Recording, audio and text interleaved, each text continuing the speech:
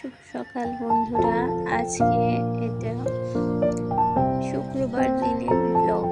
প্রথমে ঠাকুর ঘর থেকে শুরু করেছি। বাবা ভোলানাথ দর্শন করে নিন, ঠাকুরের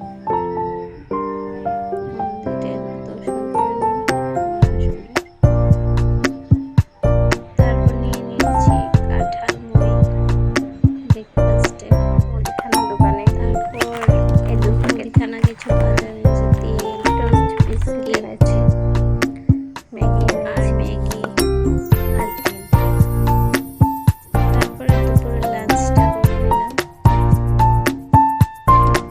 সন্ধ্যার সময় এখানে কিছু ডাল দিয়েছি।